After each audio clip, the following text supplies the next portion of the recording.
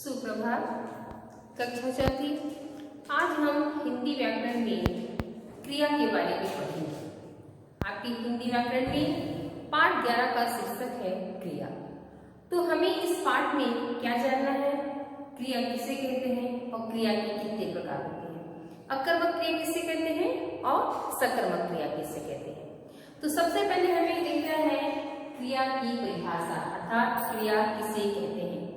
जिस शब्द से किसी कार्य के करने या होने का पता चले उसे क्रिया कहते हैं। जिस शब्द से किसी भी कार्य के करने या होने के बारे में पता चले उसे क्रिया कहते हैं। जैसे सोना, हंसना, रोना, कूदना, खेलना, मुस्कुराना, भागना, ये सारे शब्द क्या है? क्रिया है। इससे हमें कार्य के होने के बारे में पता चल रहा है। तो आपको क्रिया की परिभाषा के बारे में पता चला कि क्रिया किसे कहते हैं। जिस शब्द से हमें किसी भी कार्य के करने के बारे में पता चलता है उसे क्रिया कहते हैं। क्रिया के दो प्रकार होते हैं। पहला होता है सकर्मक क्रिया और दूसरा होता है अकर्मक क्रिया। अब सकर्मक क्रिया किसे कहते हैं और अकर्मक क्रिया किसे कहते हैं? तो देखिए, जो सकर्मक क्रिया है, सकर्मक क्रिया में क्या होता है कि क्रिया के साथ कर्म होता है, और अकर्मक क्रिया में क्रिया के साथ में कोई कर्म नहीं होता है। जब कर्ता की क्रिया का फल, कर्ता मीन्स कार्य करने वाला व्यक्ति, कर्ता मीन्स कार्य करने वाला व्यक्ति जो कार्य करता है, तो जब कर्ता की क्रिया का फल कर्म पर पड़ता है, जब कर्ता की क्रिया का फल कर्म पर पड़ता है उसे कहते हैं सकर्मक क्रिया, अर्थात सकर्मक क्रिया में कर्म होता है।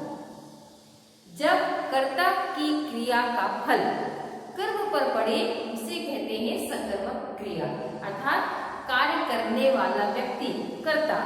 जब कार्य करने वाले व्यक्ति जो भी जिसके द्वारा कार्य करता है और उसका फल कर्म पर पड़ता है उसे कहते हैं सकर्मक क्रिया। और अकर्मक क्रिया जिसमें कोई भी कर्म न हो, जब कर्ता की क्रिया का फल कर्ता पर ही पड़े, जब कार्य करने वाले के क्रिया का फल कर्ता पे ही पड़े, कार्य करने वाले में ही पड़े, उसे कहते हैं कर्ता। आपको एक चीज बता दें कि सकर्मक और अकर्मक में, सकर्मक में कर्म होता है, अकर्मक में कर्म नहीं होता है। सकर्मक में क्या होता है कि अगर वाक्य में क्या, उसका हम प्रश्न बनाएं क्या करें, और अगर उसी में से हमको उसका उत्तर मिल जाए तो वो सकर्मक है। अगर अकर्मक क्रिया, अगर हमें प्रश्न किया जाए लेकिन उसका उत्तर ना मिले तो आप समझ जाइए कि अकर्मक क्रिया है। सकर्मक क्रिया के उदाहरण में अगर हम प्रश्न करें और उसी वाक्य में उसका उत्तर मिल जाए तो वो क्या है? सकर्मक। और अकर्मक में अगर हम क्या करके प्रश्न करें और उत्तर ना मिले तो ये अकर्मक है। तो आपको समझ में आया कि सकर्मक किसे कहते हैं और अकर्मक कहते हैं। सकर्मक जिसमें कर्म हो, अकर्मक जिसमें कोई कर्म नहीं है। सकर्मक अगर हम प्रश्न करें तो उसमें उसका उत्तर मिल जाए, और अकर्मक में प्रश्न करेंगे तो उसका उत्तर नहीं मिलेगा। ये सकर्मक और अकर्मक में अंतर है। अब देखिए, हम आपको उदाहरण के द्वारा समझा रहे हैं।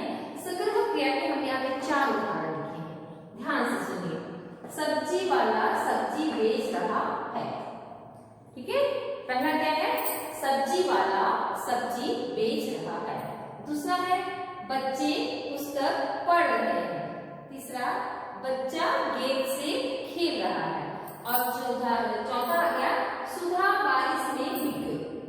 अब इस 4 वाक्य में हम आपको ये बताएंगे कि कार्य करने वाले का कर्म पर कैसे प्रभाव पड़ा। तो सबसे पहले हम आपको बता दें कि क्या है सब्जी वाला। सब्जी वाला क्या हो गया? कर्ता। कर्ता मीन्स कार्य करने वाला व्यक्ति। और बेच रहा है, ये क्या हो गया? क्रिया। क्रिया मतलब जिस शब्द से हमें किसी कार्य के करने या होने का पता चले उसे कहते हैं क्रिया। तो आप इस वाक्य में देख लिया, सब्जी वाला कर्ता, बेच रहा है क्रिया। और हमें क्या होता है सकर्मक क्रिया में? क्या होता है? कर्म। तो ये सब्जी क्या हो गया? कर्म। उसी प्रकार से बच्चे पुस्तक पढ़ रहे हैं, बच्चे क्या हो गया कर्ता, पढ़ रहे हैं क्या हो गया क्रिया, पुस्तक क्या हो गया कर। इसमें बच्चा हो गया कर्ता, खेल रहा है क्रिया और गेंद हो गया कर। इसमें देखिए सुधा कर्ता और भीग गई क्रिया और बारिश क्या हो गया कर।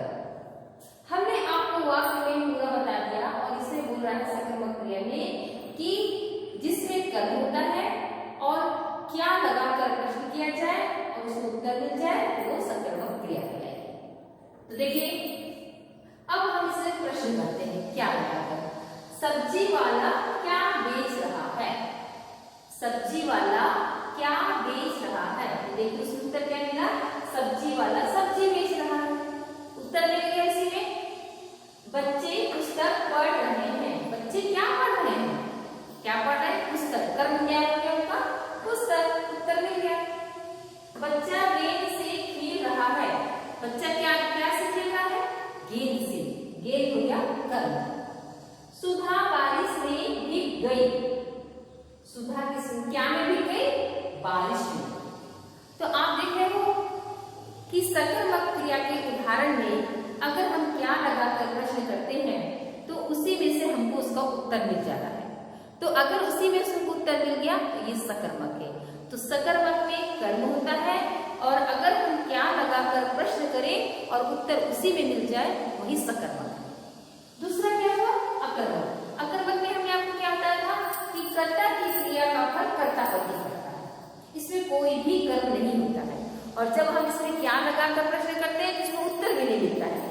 देखिए अकर्मक क्रिया की 4 उदाहरण दिए हैं। पहला तितली मंडरा रही है, नेहा खा रही है, कोयल गाती है, बच्चा सो रहा है। अब देखिए क्या क्या है, तितली, तितली क्या है कर्ता, नेहा क्या है कर्ता, कोयल क्या है कर्ता, बच्चा क्या है कर्ता। ठीक है, अब कर्म हो गया क्रिया के लिए। अब मंडरा रही है क्रिया, खा रही है क्रिया, गाती है क्रिया, सो रहा है क्रिया। लेकिन आपने देखा इसमें कहीं कर्म नहीं बचा, बचा इसमें आपने देखा कर्ता भी था, कर्म भी था, क्रिया भी था। लेकिन अकर्मक क्रिया में क्या है कर्ता है और क्रिया है लेकिन कहीं पर भी कर्म नहीं। अब देखिए अब हम इसमें से प्रश्न करते हैं इसका उत्तर क्या मिलता है। लिखा है तितली क्या मंडरा रही है, कोई उत्तर नहीं मिल रहा इसमें। नेहा क्या खा रही है, कोई उत्तर नहीं। कोयल क्या गाती है, कोई उत्तर नहीं। बच्चा क्या सो रहा है, कोई उत्तर नहीं। तो हमने आपको बताया ना कि सकर्मक अकर्मक में अंतर क्या है कि सकर्मक में कर्म होता है, अकर्मक में कर्म नहीं होता।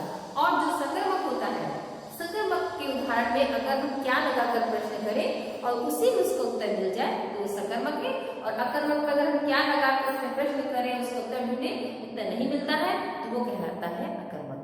तो आपको इस पाठ में से इतना ही जानना है कि क्रिया किसे कहते हैं, क्रिया के कितने प्रकार है और सकर्मक क्रिया किसे कहते हैं अकर्मक। तो आपको यह स्पष्ट हो गया होगा कि क्रिया जिस शब्द से हमें किसी भी कार्य के करने या होने का पता चले उसे कहते हैं क्रिया। जैसे सोना, हंसना, खेलना, कूदना, मारना, पीटना, उछलना, जाना, इस सारे के सारे शब्द हो गए क्रिया शब्द। क्रिया के 2 प्रकार होते हैं, पहला सकर्मक क्रिया, दूसरा अकर्मक। सकर्मक क्रिया किसे कहते हैं जिसमें कर्म हो, जिसमें कर्म हो, क्रिया के साथ जिसमें कर्म हो, अर्थात जब कर्ता की क्रिया का फल कर्म पर पड़े वो कहलाएगा सकर्मक क्रिया। अकर्मक क्रिया जिसमें कोई भी कर्म न हो, कर्ता की क्रिया का फल कर्ता पर ही पड़े, कोई क्रिया न हो, ये कहलाएगी अकर्मक क्रिया। और आपको हम उदाहरण के द्वारा आपको बता दिया था।